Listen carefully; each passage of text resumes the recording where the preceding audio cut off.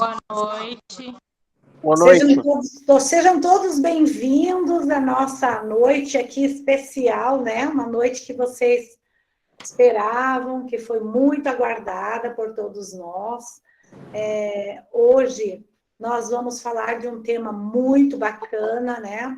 Um tema que tem transformado bastante o nosso trabalho, que tem nos dado bastante alegria, porque a gente está aprendendo todos os dias a lidar mais e mais com a doença de Alzheimer, né? E hoje é um dia diferente. Eu vou gravar a nossa reunião, porém, essa gravação não vai ser disponibilizada para quem não estiver participando ao vivo. Então, eu sugiro para vocês, né, que vocês aproveitem ao máximo, porque é um momento rapidinho, não tem muito segredo.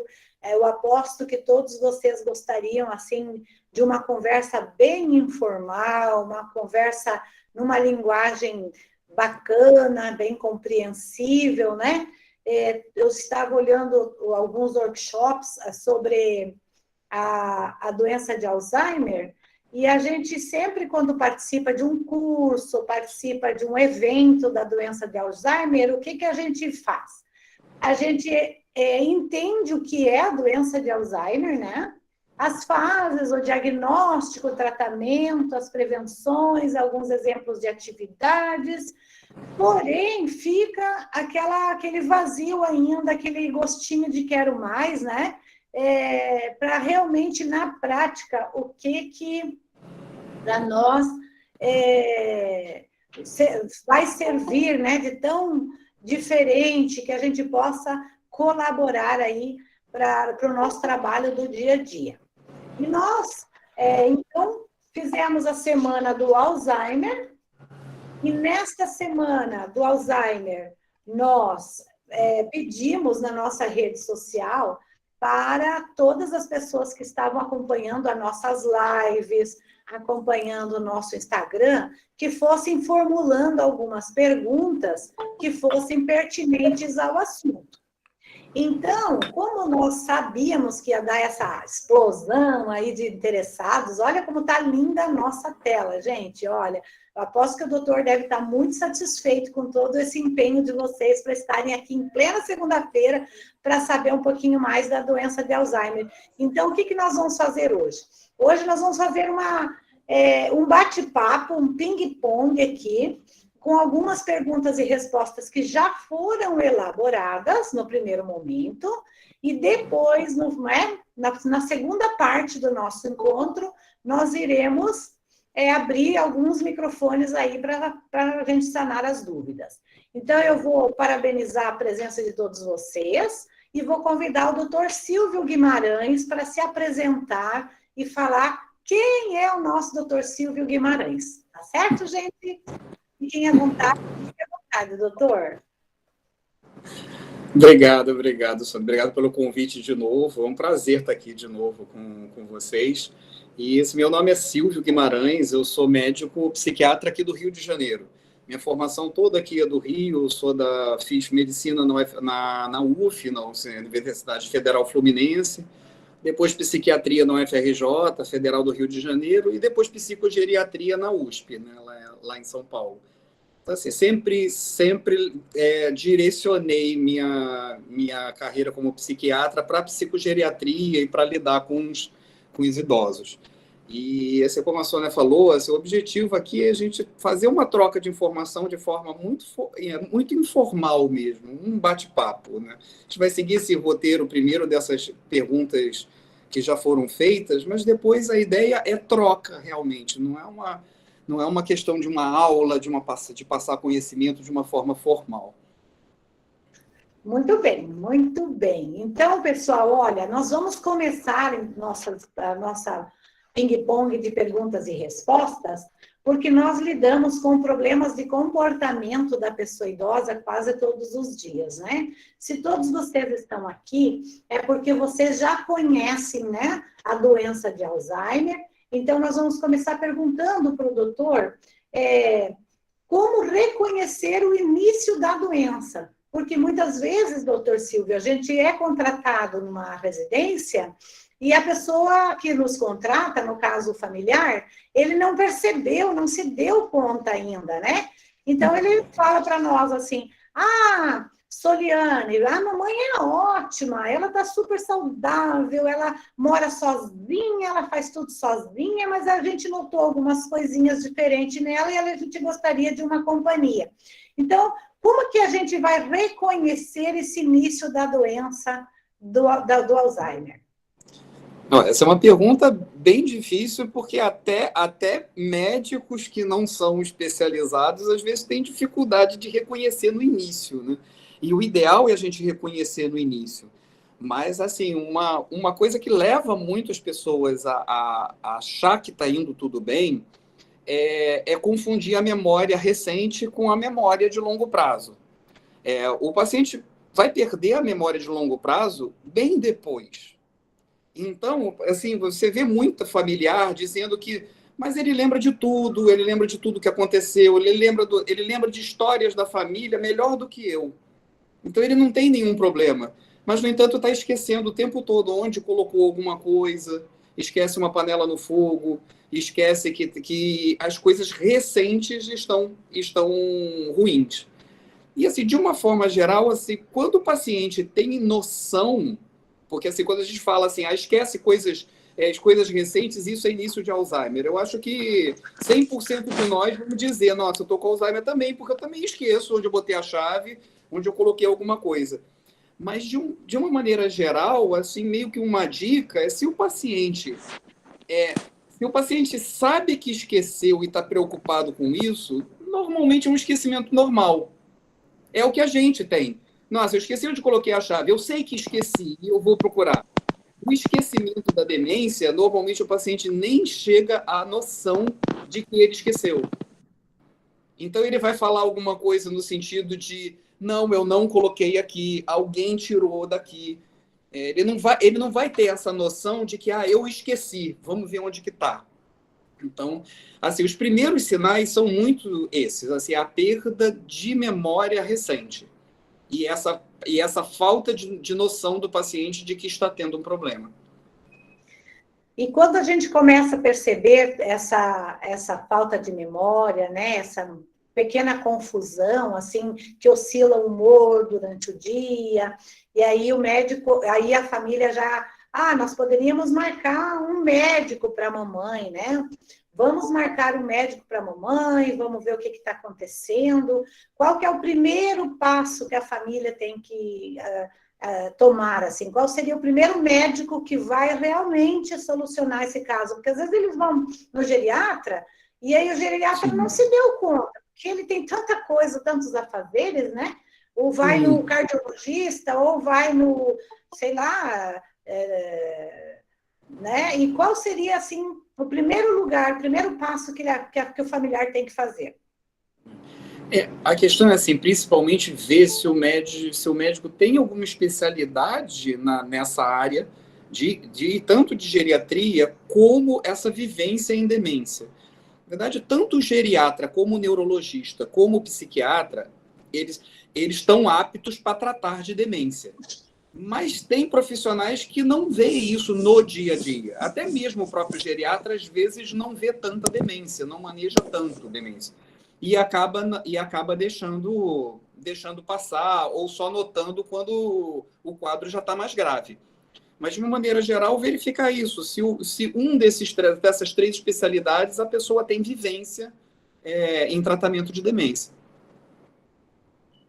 E qual é o que o médico vai fazer, que tipo de diagnóstico que ele vai dar para dizer, não, a dona Maria José tem Alzheimer, ou ela tem apenas demência senil, demência frontotemporal, ou qualquer outra demência vascular. Como seria o diagnóstico do Alzheimer mesmo? É baseado na história clínica, principalmente como começou os sintomas e que sintomas começaram e como que eles evoluíram. algumas testagens cognitivas básicas que a gente faz em consultório.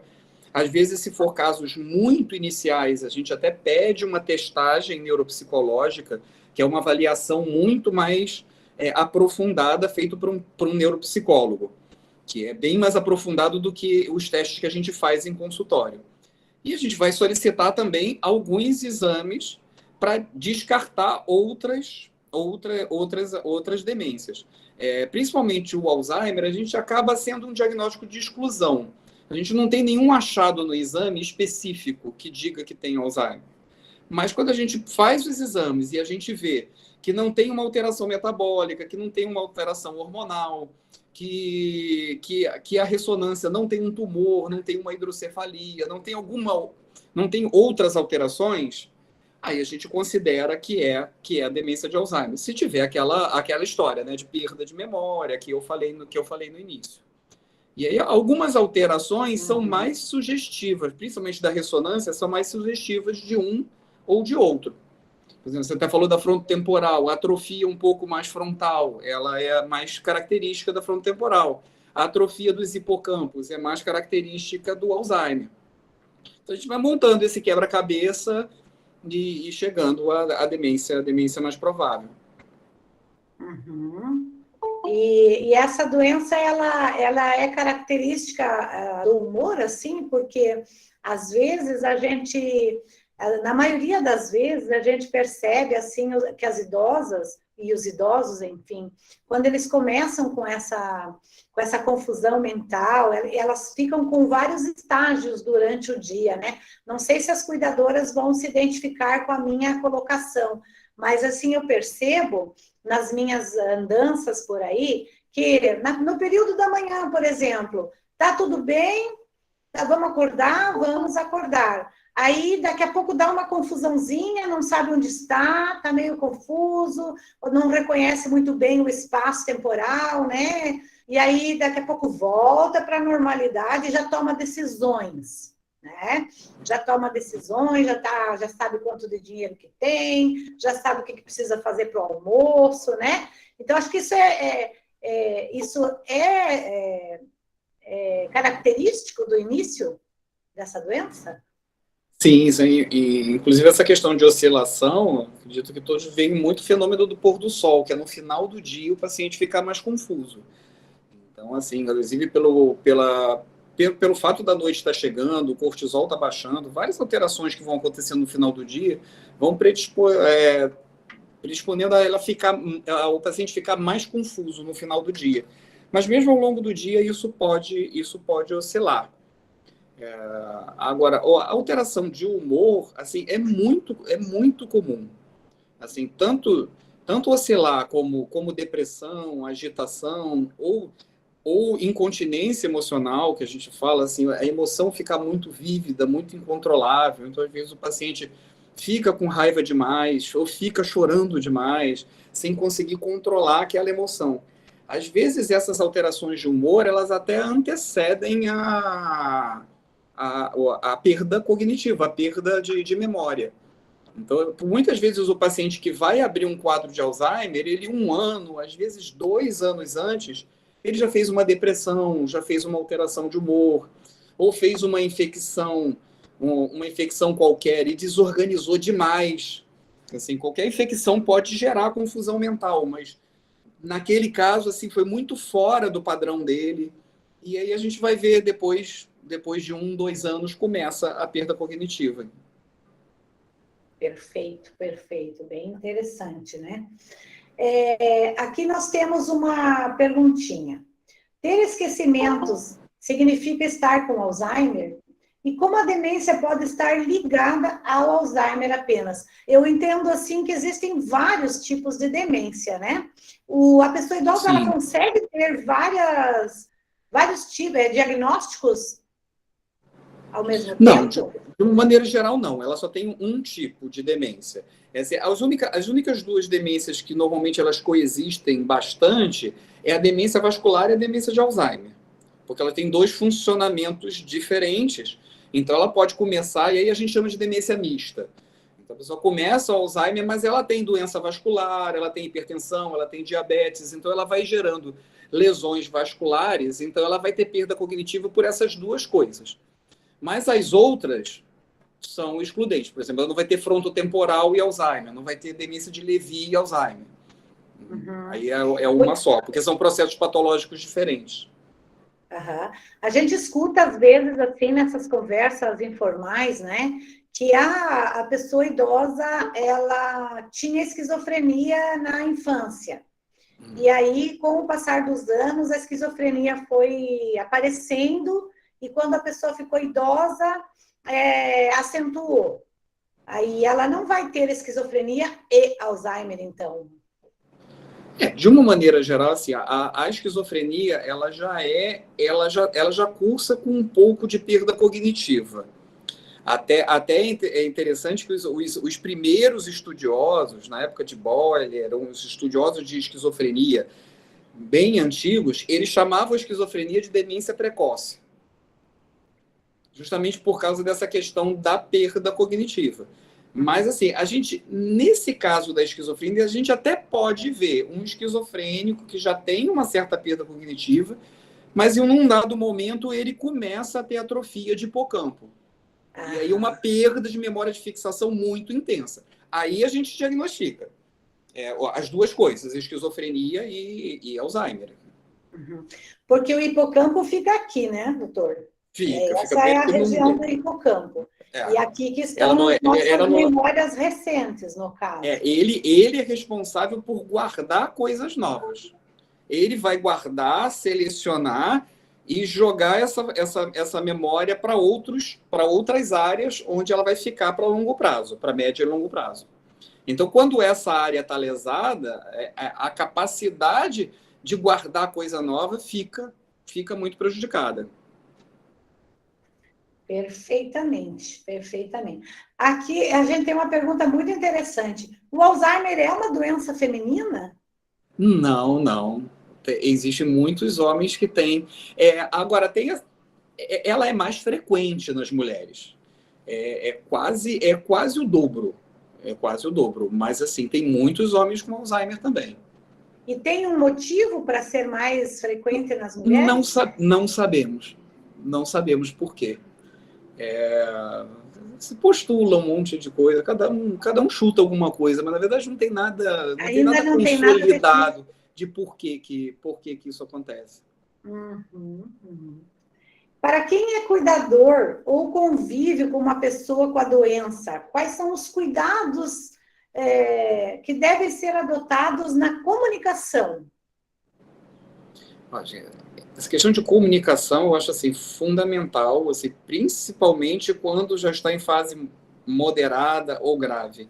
Assim, é muito importante falar o que vai ser feito. Assim, mesmo que o paciente esteja numa fase grave, que você acha que ele não está nem ouvindo. Mas às vezes faz diferença. Tipo, você vai pegar para trocar uma roupa, para dar um banho, e não fala, ou fala antes. Às vezes você vê que o paciente se comporta de maneira diferente.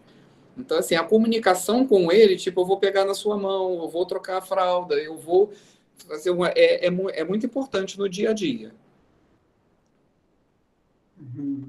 Entendo. Porque, às vezes, o nosso cuidador, não é o nosso caso, graças a Deus, porque eles são bem treinados, né? A gente fala muito sobre essa questão do contato, da comunicação verbal, inclusive da comunicação não violenta, né? Que a gente fala em um dos nossos módulos, sempre checar a comunicação com a pessoa idosa, né? Porque se o senhor entender, está na hora do banho, aí ele não entendeu muito bem aquilo, às vezes não está muito focado. O que nós vamos fazer agora mesmo? Olha o que eu estou preparando aqui. Pega a toalha de banho, né? Estou preparando o banho. O que nós vamos fazer mesmo? Daí ele vai representar positivo ou negativo, né? Se ele gosta do banho. Eu vou fazer um comentário com as meninas aqui, até eu vou chamar a atenção delas e depois a gente vai dar uma pausinha só para ver o que elas estão achando de tudo isso. Uma das nossas maiores dificuldades hoje elas é o banho mesmo, né? Por que o idoso não gosta de tomar banho e não quer tomar banho? Não sei se eu vou saber responder isso não, mas assim, de uma maneira geral, a gente vê muito isso acontecer, o idoso não querer tomar banho. Eu acho que várias coisas a gente tem que diferenciar, assim, pode ser vontade dele mesmo, mas assim, pensar se não está deprimido, né? Se não é um paciente que está deprimindo também, e por isso ele está se descuidando. Eu acho que a gente vai ver mais o paciente masculino não querer tomar banho do que o feminino, de uma maneira geral. Mas assim, ver se ele não está deprimido, se ele não está esquecendo que tomou banho ou não. Às vezes ele não quer tomar banho porque ele acha que já tomou. E por que você está querendo me dar banho pela segunda vez no dia? Então, assim, tentar comunicar. Se ele consegue ter algum nível de comunicação, tentar entender o porquê que ele não tá querendo ir tomar banho, talvez dê uma pista como lidar. Outra coisa é tentar entender como que ele está vendo o banho. Como que ele está vendo o banho e o banheiro. Se existe alguma coisa dentro desse banheiro que ele está interpretando como algo ruim. E às vezes pode ser uma coisa simples, como uma sombra na janela, que ele acha que é alguém que está olhando ele. Então, assim, tentar entender dele se ele tem medo de ir para o banho ou não. Outra coisa é se ele tá com pudor de tirar a roupa na frente de alguém. Então, assim, entender o porquê que ele não está querendo, se for possível, é o ideal para a gente tentar um outro caminho.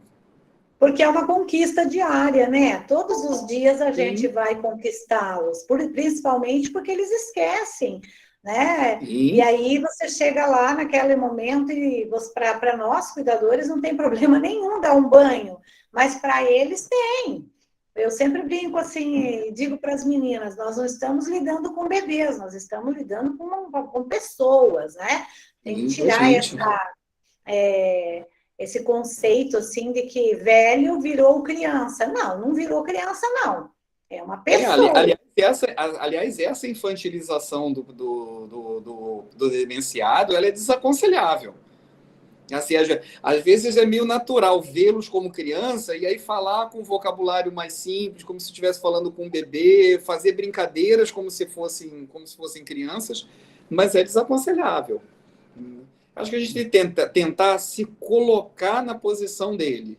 E Isso. É uma posição difícil de se colocar, porque se colocar na posição de uma outra pessoa já é difícil. E se colocar na posição de uma outra pessoa que está doente, mais ainda. Então, assim, imaginar que você está na sua casa, que sua compreensão de mundo está prejudicada. Você não está lembrando tanto das coisas. De repente vem alguém que você não lembra quem é, e está querendo te dar ordem, está querendo que você coma, está querendo que você vá tomar banho. Assim, nem todo mundo, nem todos nós iríamos gostar dessa invasão. Então, se quem está lidando com o paciente não fizer o máximo possível para passar informação para ele que eu não estou invadindo, eu estou aqui para ajudar, vai ter problema. Vai ter problema do paciente agitar e reclamar. Doutor, eu cuido de uma paciente nos fins de semana e ela tem medo de entrar porque tem água. Sim. Essa questão também, assim, principalmente água na cabeça. Tem muito paciente que se sente afogando. Exato, ela não quer pôr o pé. Sabe? Então, tem uma dificuldade imensa em relação a isso.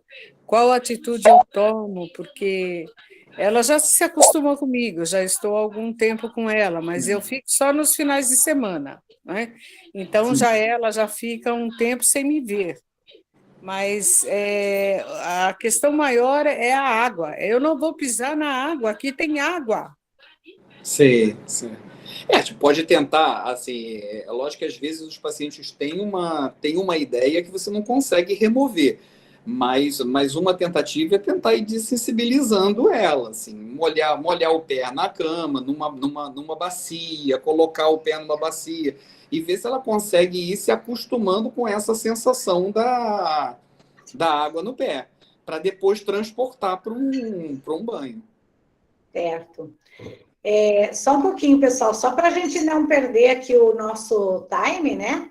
Eu vou continuar com as nossas perguntinhas e depois eu abro para todos vocês para a gente fazer a nossa segunda etapa, que é as perguntas de vocês, tá? Então, Sandra, pode anotar se você tiver mais alguma pergunta aí. Muito obrigada pela tua contribuição. A Sônia Carvalho também, que é filha, né, de uma idosa que tem Alzheimer. A Karina está ali, uma terapeuta também, né, que atende. A Karina é minha filha, gente, ela está ali, ligadinha. E também os sogros do pai dela também têm Alzheimer, a sogra, né, e ele não tem. E eu tenho uma perguntinha aqui de uma nutricionista, e eu vou fazer agora para o doutor e nós vamos ficar atentos. Alguns pesquisadores têm proposto mais recentemente que o Alzheimer pode ser uma nova forma de diabetes, o diabetes tipo 3, com um estado de resistência insulínica cerebral. Tem se falado disso nos congressos de neuropsiquiatria ou na prática clínica do consultório? Eu também já sempre escuto falar nesse novo conceito, né? Pode responder, doutor. Tem se falado muito. Assim, a gente está entendendo a doença de Alzheimer de trás para frente, né? Primeiro a gente entendeu que o neurônio morre. Depois a gente entendeu que tinha algumas substâncias que são formadas no neurônio e essa substância mata o neurônio. Depois a gente começou a entender qual é o processo que gera essa substância. E hoje a gente está conseguindo compreender que parte da doença metabólica está relacionado à doença metabólica que vai acontecer no neurônio e que vai gerar o processo. Então, a resistência insulínica está envolvida nisso também. Então, assim, se fala muito dessa questão do diabetes, né? Não é exatamente um diabetes, mas é uma alteração metabólica, porque o neurônio ele só se alimenta de glicose. Ele precisa da glicose para se alimentar, coisa que outras células conseguem tirar energia de outras substâncias, mas o neurônio não. Então, quando existe alguma dificuldade metabólica, o risco é maior de ter. Isso a gente vê porque que quem tem diabetes tem mais risco, quem tem doença metabólica tem mais risco. A gente vê que as coisas vão se encaixando. Várias condições que a gente vê que estão relacionadas a um risco maior de Alzheimer estão envolvidas também a doença metabólica de uma maneira geral. Perfeito, perfeitamente. Minha mãe tem AVC-H há 3 anos, o que desencadeou o Alzheimer. Ela pode fazer uma viagem de avião de 1 hora, apesar deste diagnóstico? Depende do grau. A princípio, sim. Agora, depende do grau, depende da forma como ela vai compreender, como ela compreende uma saída da casa dela. Então, assim, entender como é que é um passeio de carro, como é que é um passeio de ônibus, se você consegue levar ela num ônibus, num metrô, e como que ela vai se comportar nesses ambientes fechados durante um tempo. Então, assim, muitos pacientes conseguem ir bem, outros podem se confundir demais e aí ter problema no meio do voo, né? Eu aconselharia a tentar coisas menores antes. O ideal seria ficar dando primeiro aos arredores para fazer uma... Porque quando eles saem, né, do campo deles de reconhecimento, pode dar uma confusão, né? Já aumenta o risco de confundir. Assim, a compreensão do mundo tá comprometida. Então, a organização espacial está comprometida. Então, quando a gente sai de casa, a gente sabe onde a gente está. Isso nos traz segurança. Se de repente eu saio e eu não sei onde eu estou, eu não tenho organização espacial, isso pode me dar uma insegurança muito grande. E vai. Isso junto com o humor que já não está normal também, gera reações emocionais muito intensas que o paciente pode acabar agitando. Interessante. Já já nós vamos passar para a segunda etapa, Fábia, para você fazer a sua perguntinha, tá? Já estamos na 20 horas e 29 minutos, eu tenho mais umas questões aqui, mas já a gente vai para o nosso público. Antes dessa pergunta, eu vou fazer uma pergunta para o doutor Silvio, bem comum, assim, mas é muito banal, só que para mim ela é fundamental. As pessoas chamam mal de Alzheimer, né? E eu pelo menos aprendi em algumas aulas que eu fiz com o curso de cuidador, com as psicólogas de equipe, que a palavra mal de Alzheimer soa mal, né? Soa pesado, soa... Hoje, né, as novas pesquisas já falam doença de Alzheimer ou a gente pode continuar falando mal de Alzheimer? Não, a gente fala doença de Alzheimer. Doença de Alzheimer. Ou, na verdade, demência na doença de Alzheimer.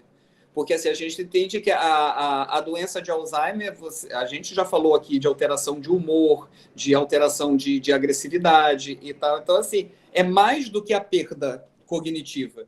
Então, eu tenho uma demência numa doença que é mais do que só a demência. Perfeito. Perfeito. Então, vamos para a pergunta aqui que uma colega... Nós temos um grupo, pessoal, que a Sônia Carvalho, que está aqui conosco, não sei se tem mais alguém, nós participamos, que é um grupo que são das filhas e dos filhos familiares pacientes de Alzheimer, né? Idosos com a doença de Alzheimer. E aí uma pessoa mandou para nós uma pergunta... que se a doença de Alzheimer, ela escreveu, pergunta se o mal de Alzheimer faz algum órgão parar de funcionar. Então, a doença de Alzheimer faz algum órgão parar de funcionar, visto que quem comanda todo o nosso cérebro? Não faz nenhum órgão parar. Normalmente o paciente vai morrer de complicações dessa malfunção. Então, assim, com avançar, com a fase grave, ele vai perder funções básicas. Então, assim, continência urinária, fecal, deglutição. Então, assim, vai chegar num momento de ter que ter uma gastrostomia, porque ele não vai conseguir deglutir mais. Então, essa falência de funções básicas vai abrindo possibilidade de infecção, de desnutrição, e isso vai acabar levando à morte. A gente entende que, teoricamente, como o cérebro ele vai se degenerando progressivamente, que chegaria um momento que o cérebro não funcionaria mais. Mas a gente não tem nenhum paciente que chegou a isso. Normalmente, alguma coisa acontece antes e acaba tirando a vida. Porque eles têm mais comorbidades, né? Eles têm outras doenças que vão associando e vão desenvolvendo, né? Então, eu acredito que é isso aí.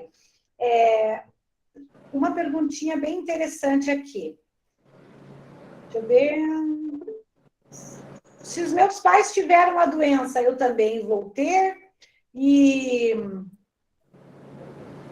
o que fazer quando o paciente portador de doença começa a não reconhecer seus familiares? Em que fase, né? Em que fase que ele passa a não reconhecer os familiares? Porque eles se comportam de diferentes... Cada um tem a sua singularidade. Cada um vai se comportar cada um é um paciente diferente. Muito diferente em termos de comportamento, porque a personalidade, o temperamento dele vai interferir demais na forma como ele vai se comportar como um paciente demente. Então, assim, cada paciente é um.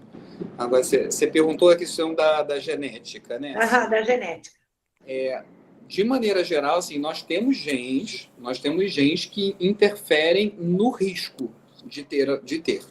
Então, assim, nós temos, já identificou um par de alelos que, se você tiver, você tem um risco maior de ter. Então, assim, se os pais têm, eles podem ter esse gene ou não. Então, assim, mas a gente trabalha com risco. Não significa que não ter esse gene a pessoa não vai ter. Também não significa que ela tendo, ela vai ter de qualquer jeito. Então, assim, em termos assim, da maior parte dos Alzheimer que a gente vê, é questão de risco. Assim, as orientações são iguais para qualquer um. É cuidar, é ter uma vida saudável e cuidar da saúde de uma maneira geral, independente de você ter o gene ou não. Existe um Alzheimer um pouco mais frequente, é um Alzheimer mais genético, que é um Alzheimer pré-senil, que normalmente começa com 50, 55 anos. Esse Alzheimer tem um componente genético mais importante, tanto que a gente, às vezes, vê dentro de uma família, um tem, vários têm. Então, essa tem um significado genético mais importante. Mas se é o Alzheimer senil, tradicional, 65, 70, 80 anos começou, a gente está falando desses genes que estabelecem risco maior, aumentado ou não. Perfeitamente, gente, perfeito.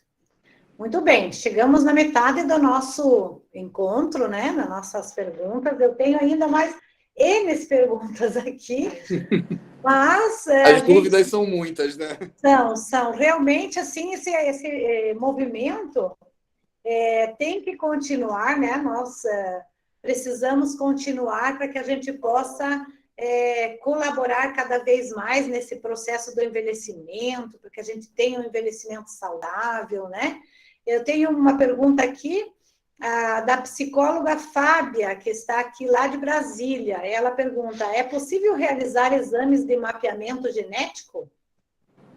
É possível.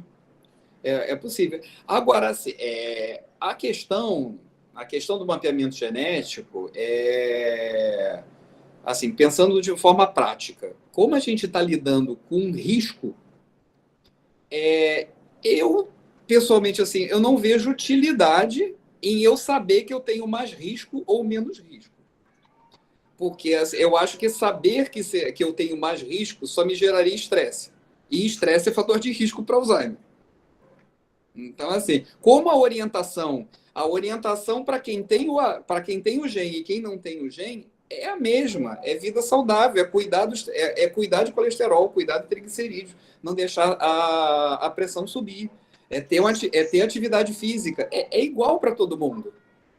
Então, assim, visão pessoal minha, mas pode ser feito sim, um mapeamento genético e ver se você tem esse gene ou não.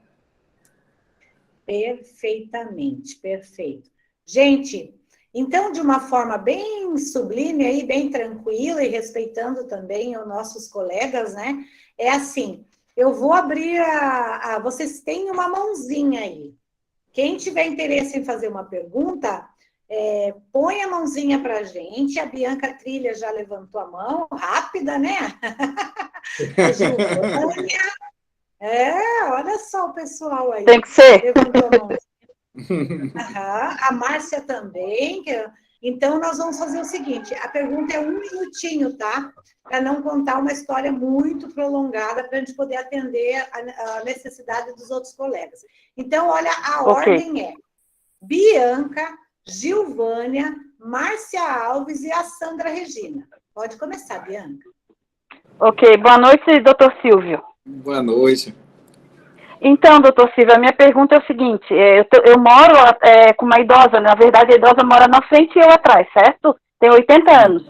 A minha pergunta é o seguinte: ela repete muito as coisas. É repetição, né? Eu gostaria de saber se isso pode ser considerado a doença de Alzheimer ou não. Olha, isso pode ser um sinal de início. Assim, não com certeza dá para saber, mas assim, essa repetição, se ela está vindo de uma perda de memória, que ela na verdade está falando de novo porque ela acha que não falou, isso pode ser o início. Nossa, se eu tirar uns pelos seu aí. É importante a gente ver assim, perda de funcionalidade de uma maneira geral, porque assim, esquecer algumas coisas e repetir um pouco faz parte do envelhecimento normal, mas não faz parte do envelhecimento normal uma perda de função. ou seja, a função da pessoa começa a ficar prejudicada. Então, ela se coloca em risco, esquece coisas com muita frequência, esquece coisa como uma panela no fogo que pode colocar em risco com muita frequência. Então... Entendi. Ô, doutor Silvio, obrigada, mas é isso, ela repete sempre. Eu não quero prolongar, que tem mais pessoas aí. Ela repete muito, a gente está de olho nela, para ver o que acontece, né, daqui para frente. Pode levar numa avaliação logo, porque assim, quanto antes descobrir, melhor. Mais tratamento a gente tem para fazer. Entendi. O tratamento vai conseguir ser um pouco mais efetivo. Então, assim, melhor levar ela antes e saber que não tem nada do que esperar ficar grave e claro. Você já perdeu tempo, né? Então tá, obrigada, doutor Silvio. Vou ficar aqui ouvindo as outras perguntas. Obrigada e boa noite. Vamos aí.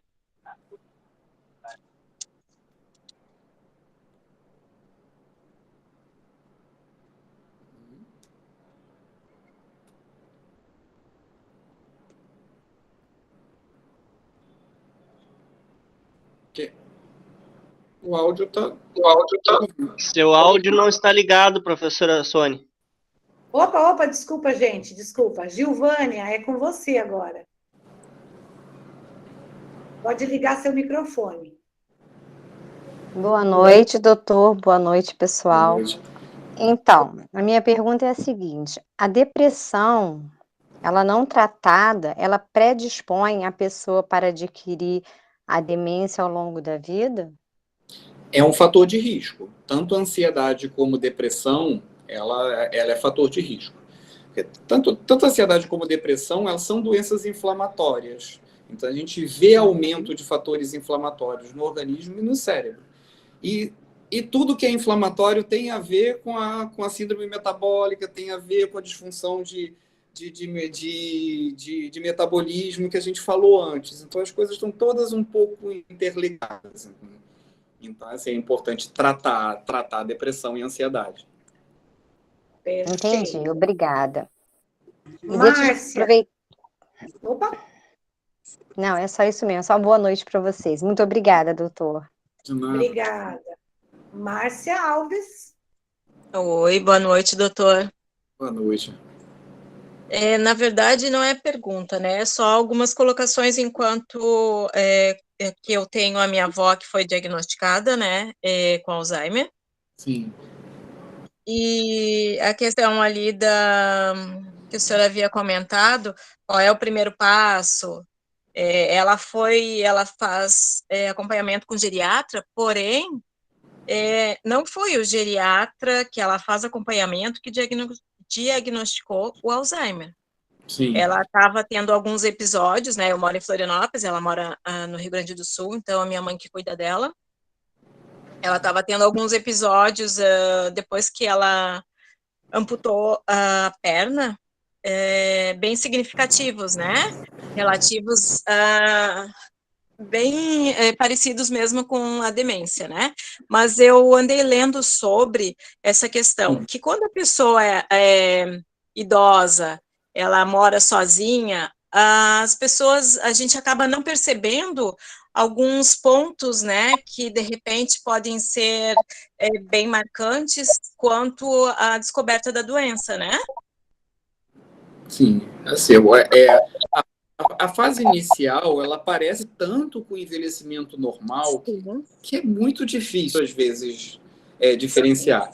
Principalmente se você não convive, se o idoso mora sozinho e você não convive.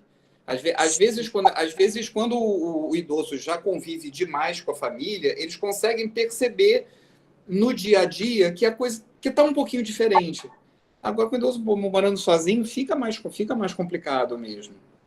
Mas mesmo assim, mesmo ela morando sozinha, no mesmo terreno, a casa dela independente, ela tinha a vida dela independente, mas depois que ela amputou, ela precisou se mudar para a casa da minha mãe, enfim. Então, daí eles começaram a perceber, sabe? Ficou bem mais significativo. Agora ela já está com perdas cognitivas já faz um tempo, né? Também questão motora, ela já não consegue mais segurar uma xícara, né? Daí a mãe tem que adaptar, colocar um canudo, enfim, ela já não consegue mais controlar os esfíncteres, né? já está 24 horas, né, fazendo uso de fralda. Então, tem algumas alucinações, né, bastante questões, assim, bem significativas. E a minha mãe sempre me pergunta, né, porque eu estou aqui longe, mas eu sou a cuidadora, então eu tenho mais contato, assim, né, já tive pacientes com Alzheimer, então ela fica muito assustada e eu tento acalmar ela, que é assim, e aí ela indo numa médica no posto, por conta das alucinações da minha avó, ela que diagnosticou, né, a demência do Alzheimer, depois de tantos anos indo na mesma geriatra, entendeu? É aquilo que o senhor fala, o senhor acabou de falar, a questão das vezes da geriatra, não ter tanto convívio, assim, com as questões do Alzheimer, né? Não ser tão, como é que se diz, no dia a dia dela, as demandas são outras, né? Isso. E assim, aí... no caso do neurologista e no psiquiatra, até é mais fácil, né? Porque assim, ou a pessoa é especializada em idoso ou não. Agora, no geriatra, a gente, de uma maneira geral, acredita que todos estão habilitados, né? Não lida com idoso, então tem que saber. Mas a gente vê na prática que nem todos têm uma vivência de demência tão boa. Sim. Eu já estou passando, né, Sônia? Posso só mais uma? É que tem mais bastante. O nosso tempo é curto, nós vamos ter outro momento. Faz as suas perguntinhas para guardar para nós, tá? Tá bom, obrigada. Soninha Carvalho, abre seu microfone. Então, pode fazer a sua pergunta. Então, doutor, eu que fiz a pergunta sobre o voo, né? Por quê? Devido à pandemia, foi cancelado, nós tínhamos, eu e minha mãe, essa viagem. Ela sempre gostou de viajar de avião. E nós passamos pela consulta com o neurologista e ele disse que não ia ter problema. Então, ela sai do carro, ela sai de casa, ela vai para a casa da minha irmã, entendeu? Então, ela está habituada a fazer esses trajetos, sai para ir no médico. Sim. E a minha maior preocupação não é nem no sentido da viagem em si. Então, ela já não lembra mais coisas que eu sei. Eu acompanhei muito a história dela. Então, eu falo, mãe, lembra disso, dos seus irmãos pequenos? Lembra daquilo? E ela olha para mim e fala que não. Então, dizem que o Alzheimer ele fica muito nesse sentido, da pessoa lembrar muito do passado, né? Sim, não sim. do atual. Ela nem o passado, nem o atual. Assim, a doença ela começa na perda de guardar coisas novas. E depois, gradualmente, vai perdendo as memórias antigas. Então, ao longo do tempo, ela vai perdendo a memória antiga também. Primeiro, as memórias mais recentes e as memórias menos importantes. E aí vão, por último, as memórias mais longas, que já tem mais tempo, e memórias mais importantes. Mas, ao longo do tempo, ela vai perdendo tudo. Então, eu procuro sempre falar, até como orientação que eu obtive, né, do médico. Sempre falar, mostrar fotos, trazer à tona esse assunto. Que nem ontem eu falei dos irmãos dela. Ela lembrou dos que faleceram pequenininhos. E ela não lembra, assim, eu falando, a não ser que ela veja. Se ela vê, ela lembra. Né? Então, essa é a minha preocupação. Obrigada por ter dado essa orientação. Obrigada, Soninha. Vamos para a Doraci, que também tem idoso em casa. Vai lá agora. Boa noite, doutor Silvio. Boa noite. Boa noite. Eu tenho uma idosa de 96 anos, vai fazer 97. Inclusive, hoje eu estou com ela, estou desligando bastante a câmera, que ela não está muito legal. A minha idosa, ela faz perguntas durante o dia, a mesma pergunta várias vezes no dia. Que é a repetição, né? E ela esquece muito fácil a pergunta que ela fez, ela me faz 5, 6 vezes por dia. Que dia é hoje? O meu filho tá em casa, daí eu falo, não, tá trabalhando. Daí, logo meia hora depois, ela pergunta a mesma coisa, meu filho tá aí? Sim. E ela tem uma memória muito boa, antiga, muito Sim. boa. Ela lembra de todos os irmãos dela, 11 irmãos, o nome de cada um. Só o que acontece durante o dia. Se ela almoçou, ela esqueceu. Se ela tomou café, ela esqueceu. E se ela tomou banho, ela também não lembra. É isso mesmo. O início da doença é assim mesmo. E aí, ao longo do tempo, vai perdendo as memórias antigas. Ok, então essa questão da pergunta com frequência toda hora. Sim. Principalmente quando são coisas importantes para ela, como falou, assim, onde é que está o filho, que dia é hoje, são coisas importantes. Se ela esqueceu, já não sabe mais aquela informação, ela vai e pergunta de novo. Ok. Para ela é a primeira vez, né? Para ela é a primeira vez. Até eu disse, vó, a senhora já me perguntou isso. Ai, eu não lembro. Ela falou, não lembro que eu já perguntei. Bem legal. Obrigada, doutor. De nada. Janete, sua vez. Janete, depois é a Tati, depois é o Marco. Depois a Alessandra. Vamos lá. Pode ligar seu microfone, Janete. E aqui eu tenho a Sandra. Boa noite, doutor. Boa noite. Oi. Boa noite, doutor. Eu sou técnica e a minha paciente, na verdade, alguma pergunta já foi até respondida aqui, né?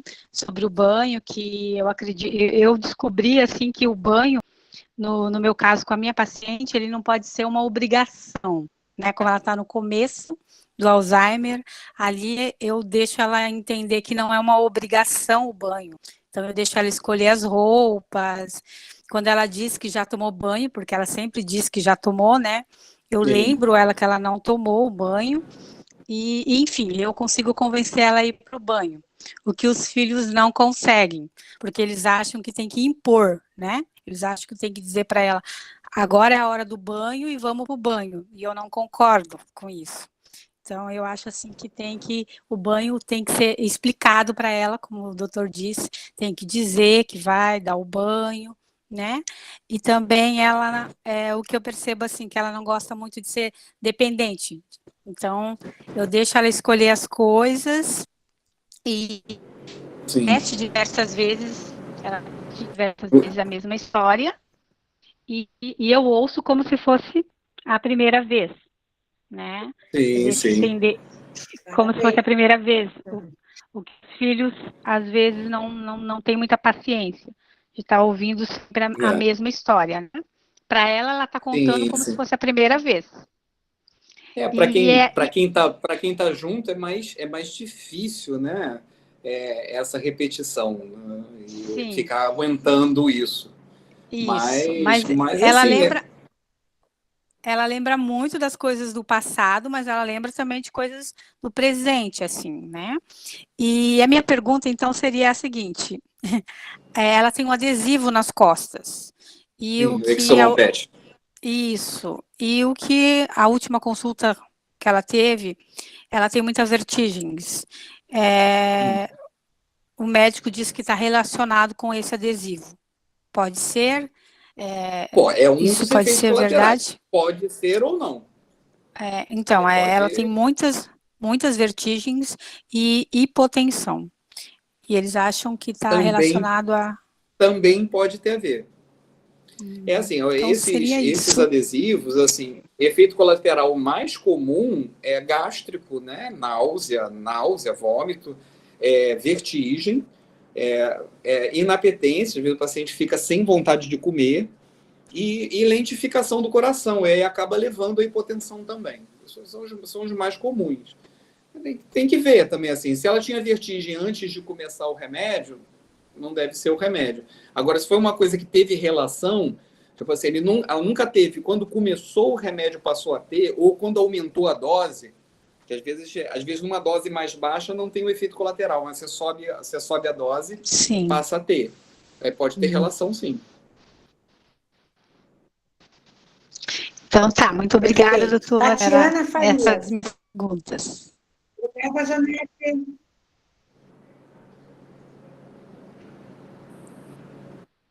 Oi, Sim.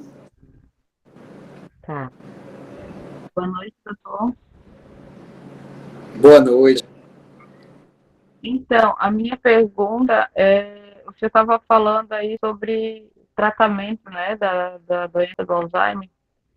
Eu gostaria de saber se tem algum tratamento específico para a doença, né, além dos medicamentos. Assim,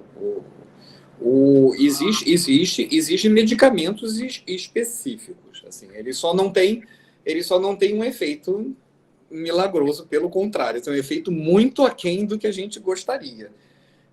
A gente não tem nenhum tratamento para parar a doença, não tem nenhum tratamento para cura, mas a gente tem um tratamento para tentar lentificar um pouco o avanço e melhorar essas alterações neuropsiquiátricas. Então, melhorar a agressividade, melhorar a alteração de humor. Essas alterações a gente acaba tentando melhorar. Existem algumas coisas em pesquisa, mas assim, não tem nada ainda no mercado que pare a doença. Legal. Ok, muito obrigada. Marcos, Flávia e Alessandra Sandra. E aí a gente dá um tempo para fazer as considerações finais e vamos conversar um pouquinho mais no coletivo. Marco, a tua vez. Bom, a perguntinha é rápida, até a outra colega ela chegou a comentar. Por exemplo, o seguinte, boa noite a todos. Boa noite. Eu queria saber a respeito do seguinte, no caso, para a gente fazendo os exercícios com o idoso, né, tanto a parte física como mental, de fazer aquelas brincadeiras, caça-palavras, isso serve para diminuir, não digo diminuir, mas não aumentar o caso dele, correto? Sim, todo... E mais com a ajuda dos medicamentos. Sim, assim, além da medicação, estímulo cognitivo e atividade física é importante. Então, assim, colocar o idoso para ter estímulos cognitivos diferentes. Então, assim, é lógico que assim, o melhor dos mundos nem sempre é possível no dia a dia. Então, assim, é importante a atividade física? É importante. Qual é uma das melhores atividades físicas para idoso? É ganho de massa muscular. É manter massa muscular. A perda de massa muscular é muito ruim para ele. Não só para a questão de locomoção, mas para o avanço da doença também. Mas a gente lida com eles no dia a dia. A gente sabe que um paciente moderado grave a gente não vai colocar numa sala de musculação, é impossível. Então, assim, por isso também é muito importante diagnosticar logo no início, onde você ainda tem vontade, ainda pode ir para uma reabilitação cognitiva, ainda pode fazer algum exercício, ainda pode manter atividade física, enquanto ainda tem tempo para isso.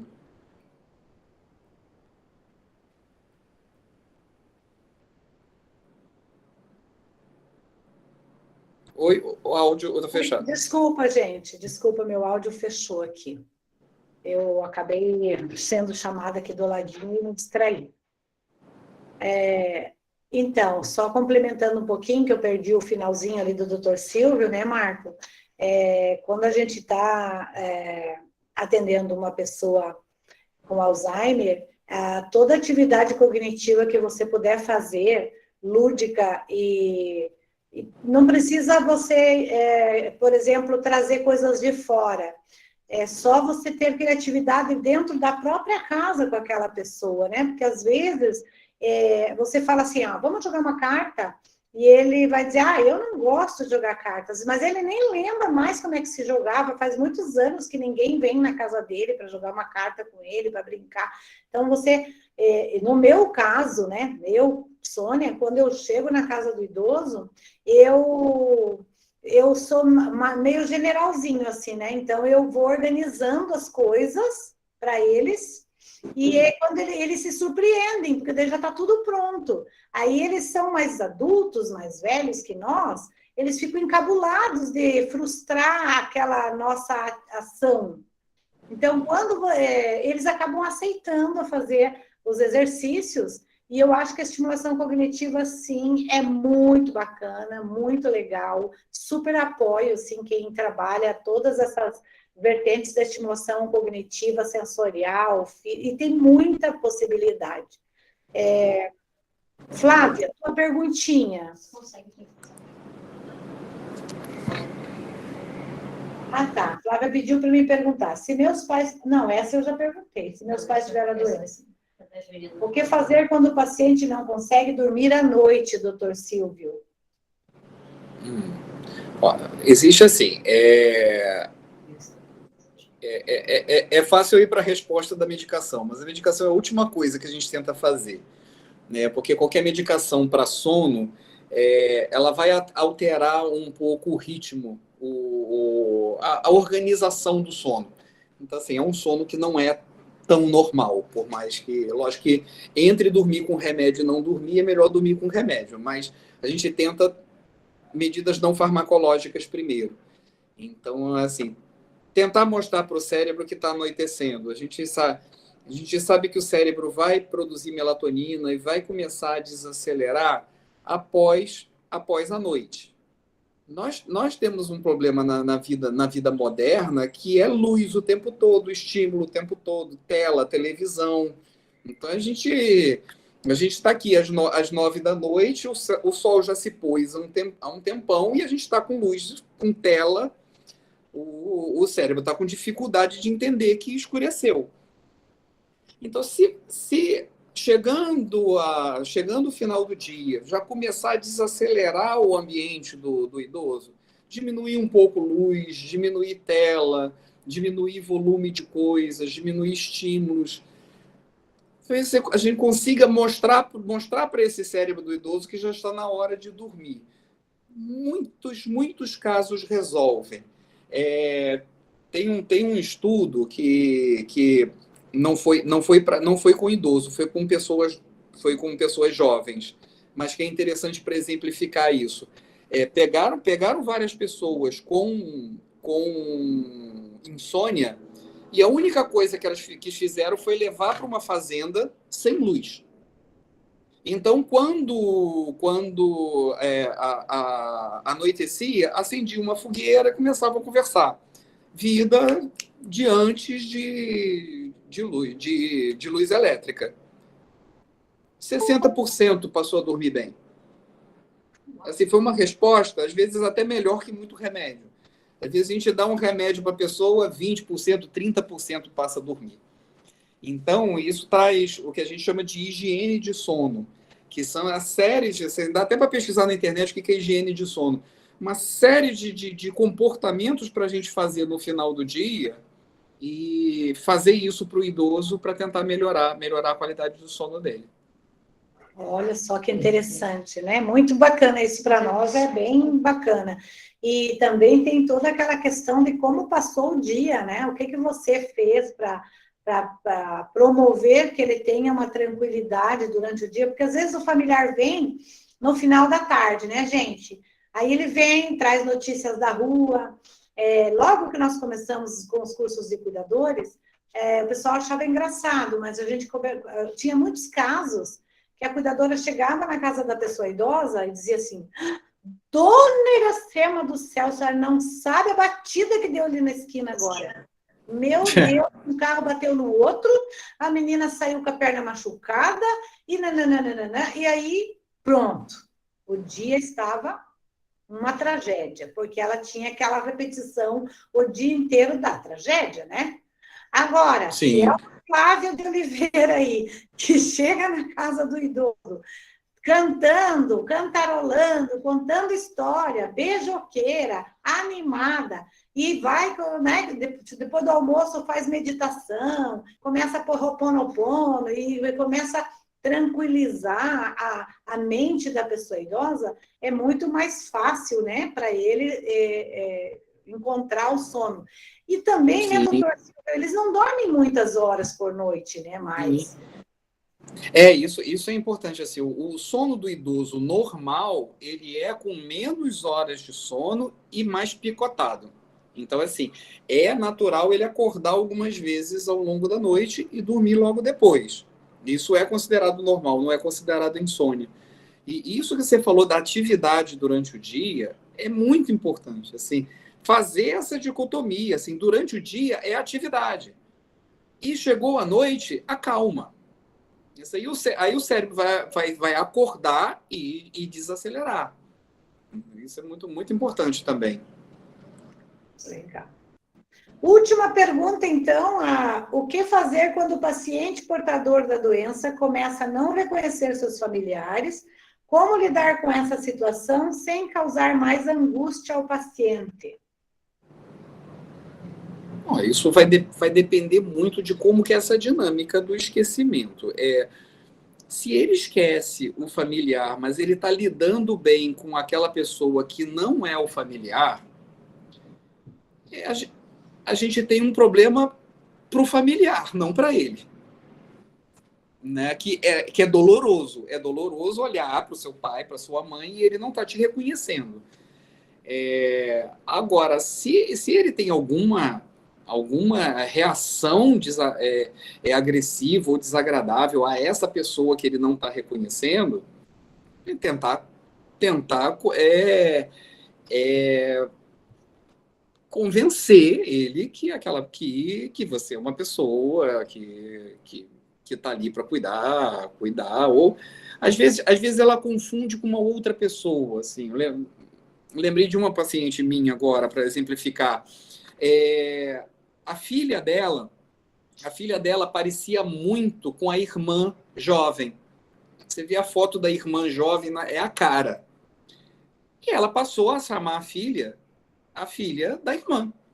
Porque ela desconectou com o presente, ela estava lá no passado, estava com aquelas imagens do passado, estava com as imagens da irmã jovem, via a filha, que era a cara, é lógico, é minha irmã. E até a filha aceitar que deixa isso para lá, ela falava que era a filha e ela ficava irritada. Então, às vezes, você bater de frente com o paciente, entender que para ele aquilo é realidade. Então, você chegar para você e dizer, olha, teu nome não é tal. Eu falei, como não é? Eu sei que é. Você não vai lidar bem com aquilo. Então, ela estava tão deslocada no tempo que a casa dela era do lado de um colégio. Então, sempre quando eu ia fazer a consulta domiciliar, tinha voz de criança fora. E ele falava, até a filha era minha xará, a Silvia. Ele falou, e a Silvia, onde é que tá? Tá lá fora brincando, ó. Olha o barulho aí. Que a filha, para ela, estava criança. E a filha, de verdade, era a cara da irmã. Era a irmã. Uhum. E aproveitando o gancho também, tem a questão do familiar, que às vezes o idoso ele se apega a nós e rejeita o familiar, né? 90% dos casos, eles acabam se apegando muito na gente, né? E aí ele acaba rejeitando a filha, rejeitando o filho, né? E aí causa o quê? Causa um problema para nós cuidadores, porque às vezes a família não entende essa relação que a gente vai estreitando com aquele familiar, né? Aí, muitas vezes, assim, as filhas, ou às vezes as noras, né, ficam extremamente enciumadas, porque a idosa compartilha coisas, né? Por exemplo, comigo, eu tive uma idosa que compartilhava o melado com farinha. Aqui em Santa Catarina é muito comum comer melado com farinha ou café com farinha, né? É interessante. Os manezinhos comem café com farinha de manhã, ao invés de tomar café com pão. E aí eu colocava naquela xicrinha para ela, e ela ia roendo ali, do ladinho, ia comendo do ladinho, ela levantava, que aquela 1,30 m, ia no banheiro dela, isso lá no quarto, lavava lá a colherinha, voltava e dizia, essa é a tua parte? E eu comia. sabe? E eu comia, e a gente compartilhava coisas de chocolate, e só eu que deitava ao lado dela, né? E eu tenho certeza que todos vocês se identificam com essas histórias. E aí, o que acontece? Daí as filhas vêm, querem chamar atenção, repreendem. A mãe está de manha, está manhosa. A senhora está chata hoje, então o que elas querem? Elas querem aquele carinho que a gente tem para dar, que a gente não vai chamar elas de chata, de manhosa, isso aqui. Então, são bastante fatores, assim, que a gente... Nossa, se a gente for puxar todos os assuntos que nós temos aqui, a gente leva horas e horas, né? Nossa, com certeza.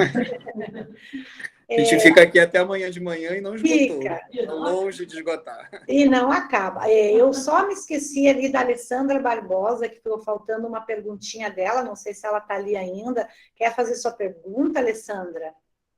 E daí eu gostaria de ir para as considerações finais. Pode falar.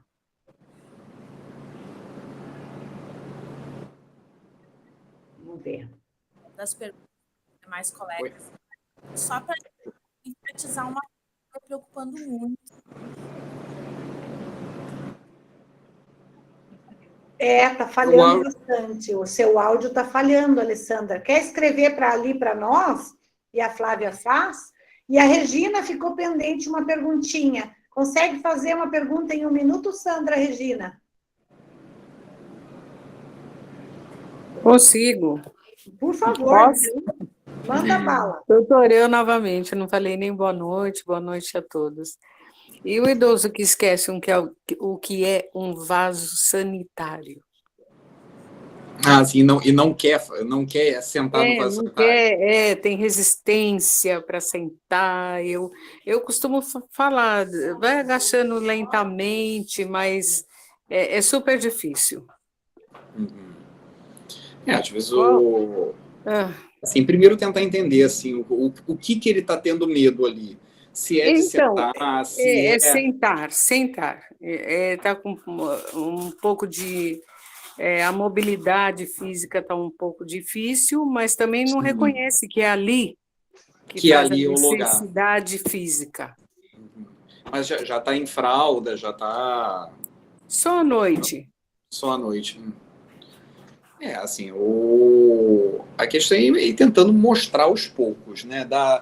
Pontuar aqui. Pontuar aqui, explicar uma situação, assim, acaba que uma orientação para um idoso com demência parece dar uma instrução para uma criança, assim, você não fala um monte de coisas para uma criança, então assim, faz uma instrução por vez, uma coisa por vez, vai especificando os detalhes do que vai ter que ser feito, e de uma forma direcionada, mas não grosseira. Tipo assim, você não vai fazer perguntas muito abertas. Você pode dar vozes de comando, direcionar. É como você faria com uma criança. Então, explica o motivo daquilo, o motivo daquela instrução, do que você está precisando que ele fale, e dá uma direcionada. Mas envolve, assim, até muita pergunta, né? Também retirar a roupa, sabe? Eu costumo falar com licença, para abaixar só um pouquinho, para poder fazer a necessidade. Esses passos, assim, são sempre complicados, né? A gente tem um monte de dicas, assim, de forma de lidar para que a coisa seja menos complicada. Mas tem paciente que cisma com uma coisa, vai ser sempre complicado. Obrigada, doutor. Nossa, quanta coisa interessante. Viu como agora está dando um despertar aqui no pessoal, sabe? Agora a Alessandra falou também da questão do espelhamento, né? O reflexo do espelhamento. Né? Quando ele não reconhece a própria imagem. Isso, às vezes ele precisa cobrir espelho. Quando ele chega nesse momento de não se reconhecer, assim, normalmente já está numa fase uma fase mais avançada. E às vezes ele não recupera essa situação. Então o melhor é cobrir espelho mesmo, retirar os espelhos, porque ele vê a pessoa, ela mesma, né, como uma outra pessoa. E aí é um invasor dentro da casa dele. E também a Fábia pergunta a dificuldade da família em aceitar a perda da autonomia e da própria finitude? Oi? Como assim? A dificuldade da família em aceitar a perda da autonomia da pessoa idosa é da própria finitude? Olha, eu acho assim, eu acho que o que eu vejo mais no dia a dia é a dor da família de ver aquela pessoa deixando de ser o que ela é. Eu acho que essa que é a maior dor, né? Assim, você está lidando com um ente querido, com uma mãe, com um pai, com um tio próximo. Então, assim, ele participou da tua vida, participou da construção da tua vida.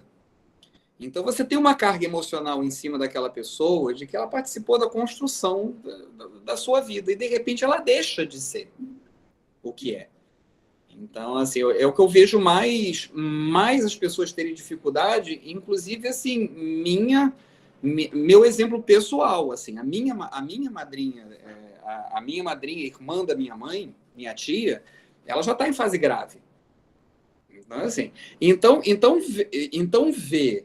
ver a minha madrinha, que era minha segunda mãe, extremamente presente, assim, praticamente ajudou a me criar, uma mulher totalmente comunicativa, está numa cama, deixou de ser o que ela é, assim, é uma sensação de que você perdeu a pessoa em vida. É uma sensação de que você perdeu, a pessoa morreu, mas não morreu, está ali. É verdade. Eu acho que esse que é o maior peso, assim, da doença. É a deteriorização da identidade do que é a pessoa. É verdade. Gente, nós conseguimos chegar do norte ao sul do Brasil, né? Com vocês, maravilhosas, cuidadoras, dedicadas, que estão aí cada dia mais se especializando, né? Com excelência em tudo que fazem, buscando cada dia mais a excelência. Temos cuidadoras de lá, como é que é? Do Iapoque ao Chuí, né? É o termo que a gente usa sempre aqui, né? Então, eu gostaria de agradecer bastante vocês, agradecer muito a presença de todos vocês aqui no nosso encontro, dizer que, deixar as considerações finais aí para o doutor Silvio, e uma proposta, né, para o futuro, quem sabe, a gente continuar com esses encontros de alguma forma que seja benéfico para nós, né? E também, claro, com o apoio do doutor Silvio. Pode fazer as considerações finais, doutor. Eu acho que só tenho a agradecer mais uma vez, né, por estar aqui com vocês. Assim, é um prazer contribuir de alguma forma para assim que melhore o cuidado do paciente com Alzheimer de uma maneira geral. Isso é um tema vasto demais, então, assim, acho que cabe... A gente fez uma coisa muito genérica aqui, né? Cabe vários outros encontros focando coisas específicas e nunca vai esgotar as dúvidas de todo mundo. Eu acho que, assim, como mensagem final, assim, eu acho que eu sempre falo para cuidador, para paciente, para familiar, assim, nunca esquecer o ser humano que está ali. E tentar entender a dificuldade que aquele ser humano está tendo pelo seu cérebro não está funcionando direito. Então, assim, se imagina sem conseguir lembrar, sem conseguir reconhecer as coisas, sem pegar um copo e não saber para que aquilo serve, perdendo linguagem, assim, não lembrando mais qual é a palavra. Assim, a gente vê muito paciente em fase inicial muito angustiado, que sente que... Ele falou, eu não consigo lembrar, eu não consigo... E fica tenso com aquilo, porque ele ainda tem insight que ele não está funcionando. É quase quando a gente está dirigindo um carro e botou uma gasolina adulterada. O carro não vai, ele começa a engasgar. Assim, agora imagina o nosso cérebro como um carro engasgando.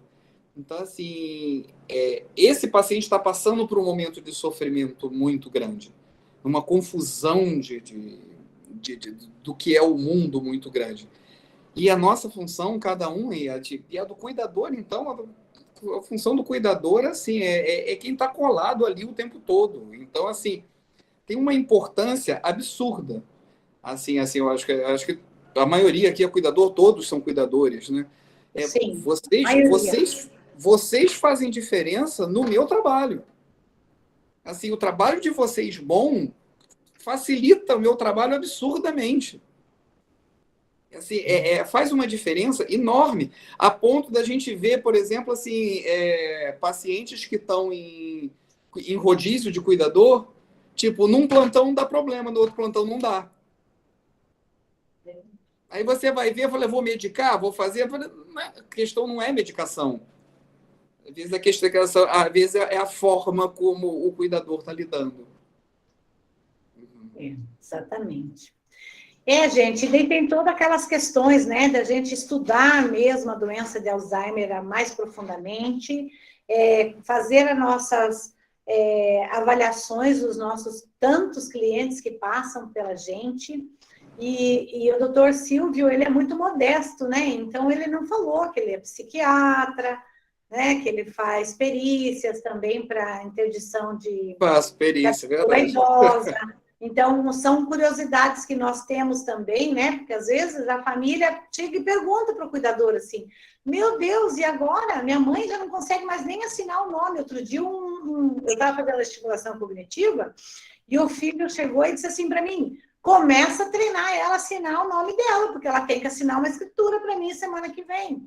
Ela tem que assinar um documento, e ela estava iniciando o Alzheimer. E enquanto não tiver um diagnóstico definitivo e uma interdição, ela responde por si, né? E aí a gente só ali recebe ordens. Mas é legal quando você tem esse conhecimento, como funciona todo esse processo, porque isso nos... deixa a gente mais esperto, né? Inclusive na observação do comando do nosso trabalho. Né? Sim.